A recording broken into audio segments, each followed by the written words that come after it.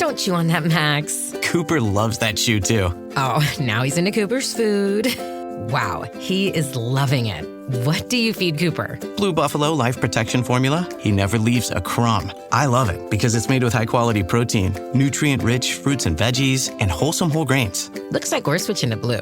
Blue Buffalo foods are made with the superior ingredients your dog needs to thrive. Can your dog food say that? Visit feedbluefood.com to learn more. 1, 2, 3, 4.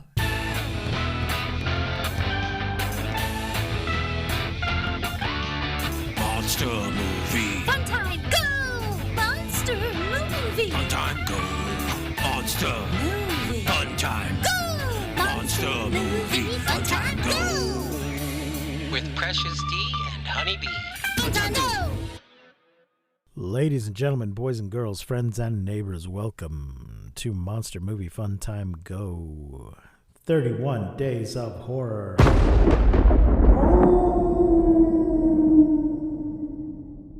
Mars Needs Movies. This season we are looking at movies about invasions, incursions, infiltrations, and visitations from outer space. And today's movie is A Quiet Place, Day 1, and back is my regular co-host Honeybee to talk about it. And I didn't introduce myself. I'm Precious D. One of your hosts. Hi everyone, I'm Honeybee, the other one of your hosts for the evening. So this is the third of the Quiet Place movies, and it's a prequel. So we had done A Quiet Place previously on another Halloween marathon, but I thought we'd do this one since it's when the invasion begins. Although it's kind of an accidental invasion, I think. We'll get to that. Still counts. Yeah, because at first I was like, these things don't make sense. And then I read some background. I don't know where this is explained because it's not in the movies, but we'll get to that in a minute. First, it is from 2024, so just last year. Directed by Michael Sarnowski. Screenplay by Michael Sarnowski. It is in color, in English, 99 minutes. The budget was $67 million. The box office was $261.8 million. It's a good job. I guess people like those Quiet Place movies. Oh, they're incredible. The cast is Lupita Nyong'o as Samira, or Sam. Joseph Quinn as Eric. Alex Wolff as Ruben, Jimon Honsu as Henry, Elaine Umuhire as Xena. I don't remember Xena. Xena? Still don't remember her. Spelled with a Z, not an X. And Ronnie Ledrew as the puppeteer. Let's hear it for the puppeteer, ladies and gentlemen. Woo! Honeybee, what are your thoughts and feelings about A Quiet Place Day 1? Well, I really love the Quiet Place movies, the first and second one. I'm a little sad that we didn't get any sign language in this movie, but especially after getting, kind of in the first and second movie, even if it would have been someone different, I was just hoping for that when this movie came out. But I think it's great. I remember being a little disappointed that John Krasinski wasn't directing it, but he was still very involved in the process. He produced this one and he was still around. I think it's a great movie. As far as it being the third movie in the Quiet Place kind of franchise, I think it's a great movie by itself, but with the other two movies, I still think it's great. I just feel like it was missing something for me, but I can't really tell you what that is. And maybe it is just the sign language part, okay. But I don't know. I feel like it's a great movie. I just wish that, I don't know. I really can't tell what I feel like was missing from this one. But yeah, I loved it. I think it's great. So what are your initial thoughts? Well, first I just glanced at something on Wikipedia and I did not make this connection, and I'm embarrassed to say. Her cat's name is Frodo. Yeah. Her name is Sam. Uh-huh. Sam and Frodo. Yeah. That's. I didn't catch that. I mean, obviously, I heard that her cat's name was Frodo, but I didn't get that because she was Sam, she had named her cat Frodo.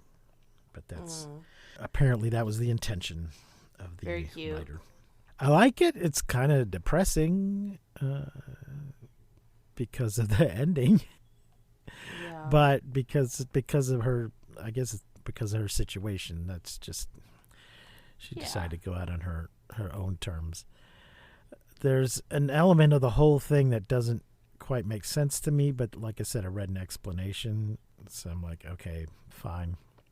The thing is, these aliens, they're blind. They don't see. They hear. I guess they can smell. They have some kind of, vibrational sense or echolocation, but they got really good hearing. So my thought was, well, how does a species that can't see at all have any concept of stars and planets and going somewhere else? But apparently they got here by accident. Their planet was destroyed and they just came here on meteors that crashed to Earth, which has its own issues. But I guess we just accept the idea that that they could survive on asteroids. What were they eating that whole time? I don't know. Maybe they went into hibernation, I guess. I don't think I've seen the second one, so I don't know if any of this was explained in the second movie. Not really, and I no. just missed it all. Okay. So somehow we have a species that can survive just on asteroid-sized chunks, I guess, out in the cold of space without any atmosphere, I would think. And again, maybe they went dormant and just woke up when they crashed here. But they also survived that crash. I don't know how any of this happened. It doesn't completely make sense to me, but we'll just accept it and go with it. Does that bother you at all now that I've brought that up? Not a single bit. I never thought about it once. Don't care why they're here. Didn't think about how they got here. And also, I think it's not just because the other two movies, because, it doesn't really explain it in the other two movies either, but I think just because I really love the design of the monster. I love the, click, click, clicks of them, and I love the fact that they're blind and still so scary, and we kind of have this disadvantage with the fact that they're blind. So I just care a little bit less about all of those things. It's just entertaining to me, but yeah, it doesn't bother me at all. Okay. So I did enjoy everybody's performances, and it's all very well done. If you just accept the premise and go with it, it's all very, very well done.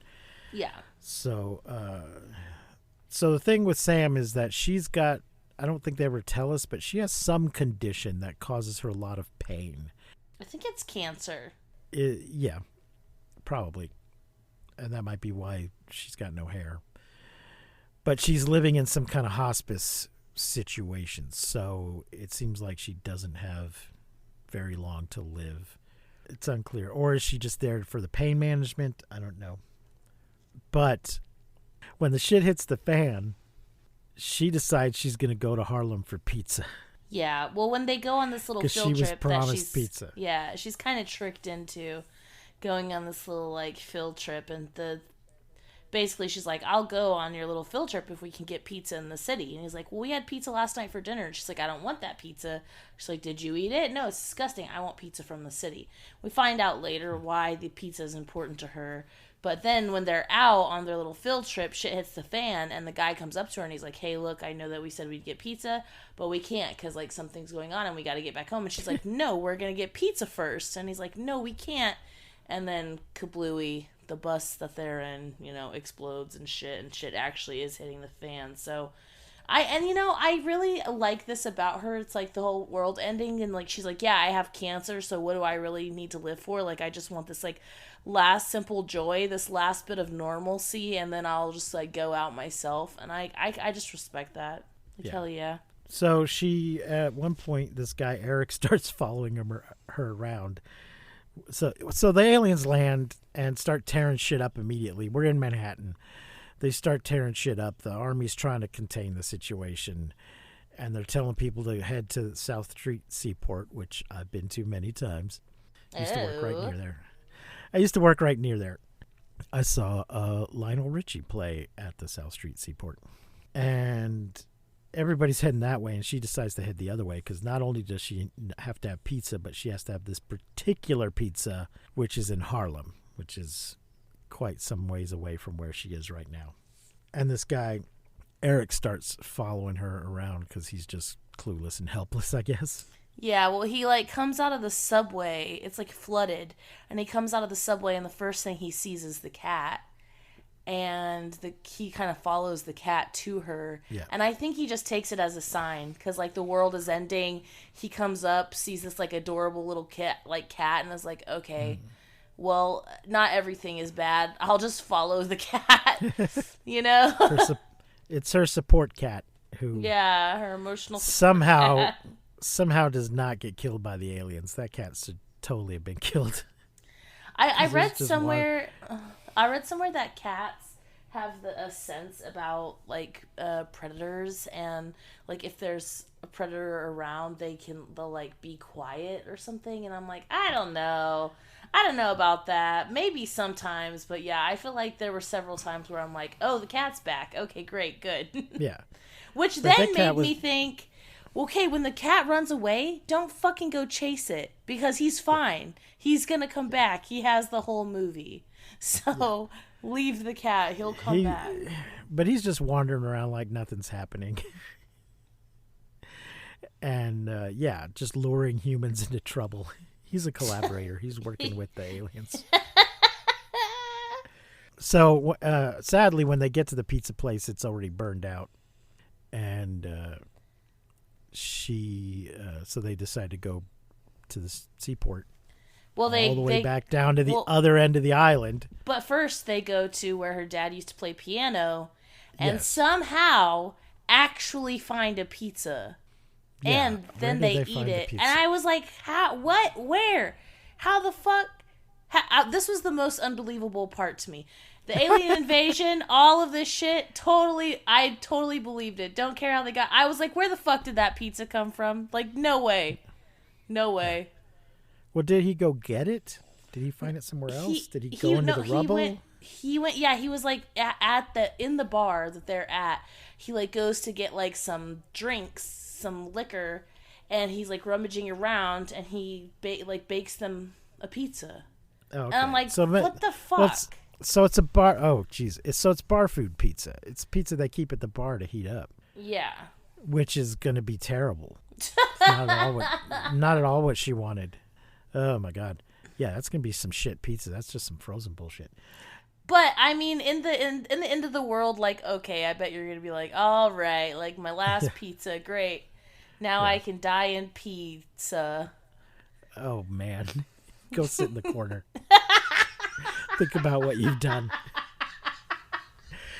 So they go all the fuck back way down to South Street Seaport to try to get Eric on the boat, but she appears to be planning to sacrifice herself, or at least is willing to when the situation arises. Yeah. She tells Eric to take the cat. The cat likes Eric. Eric's already risked his life for the cat. And for her, like at some point he goes and gets her like medicine and shit. Yeah, so he's not totally useless. He does go get her medicine. So it turns out, and I don't know how clear this was in the movie, but this is another thing I read, and we kind of see it happening. These aliens, they're kind of like ants in that they don't eat the thing that you think they're eating. They're using that stuff to grow the fungus that they eat. So when you see ants tearing shit up and taking it back to their hole, they're not going to eat that. They're going to use that to grow a fungus or a mold or whatever that they eat. And that's how these aliens work. But they seem to feel a constant need to kill anything that they hear and grow this mold, this fungus out of it, because they do not relent. Just, I mean, you know, a tiger, a lion, it will relax on occasion. and not necessarily kill every fucking thing it sees, you know. It'll wait till it's hungry and then go kill something. But these things, they're just nonstop with the killing. I mean, they have been trapped on asteroids for who knows how long, so maybe that's part of it. I don't know. So at the end, she gets him on the boat, and somehow Jimon Hansu is still alive because we saw him at the puppet show. And Ruben doesn't make it. And also, this is the guy from this. Oh, well, you haven't seen it, but we meet this guy in the second movie, and he's a big deal in the second movie. Oh, is that why he's in this? Because I thought he was Yeah. a little. Okay. Yeah. I thought it was kind of a he's big one of- name for he's- such a small part. But yeah, they're doing it's a prequel small shit. part in this movie, but in the second movie, I he's see. one of the main people. Okay, so they're just making a connection there. That makes Yeah. sense. It's kind of a cameo. Yes, it is. Okay. So after she gets him on the boat and she listens to some favorite song on her headset. And I'm then- feeling good. Yes. Yeah. And I couldn't remember what the song was for a moment. And then unplugs it so that the aliens can hear her, and then presumably one lands right behind her and we cut to black. So Yeah, it's so good.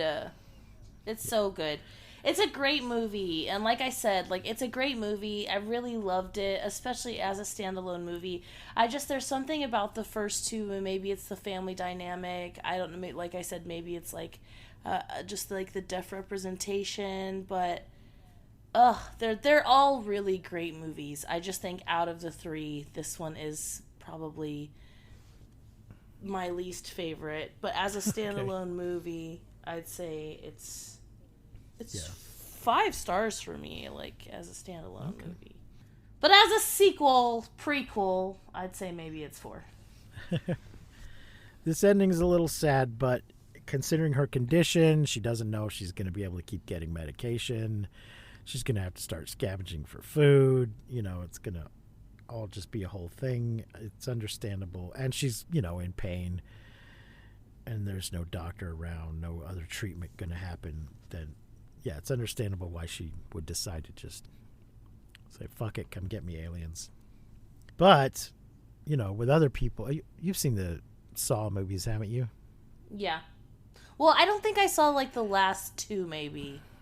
Isn't there right? But the basic. But yeah. The basic idea is that this guy was dying and then is put in a situation where he's about to immediately die, and fights for his life, even though he's got the cancer and only has a certain amount of time to live. When he's in a car wreck or whatever, he starts fighting for his life, and he decides to fight for every moment of his life. So it's the exact opposite reaction to the situation. That he's going to hang on to every moment he's got, and he's going to teach other people to appreciate their lives and fight for every moment of their lives, whether they like it or not. So, but yeah, people react differently to their situations. So there we go. So you're giving it 5 stars. I think I'm going to give it 4. Yeah. I liked it, but I don't know that I ever need to see it again. I think this was probably my 4th time watching it or so.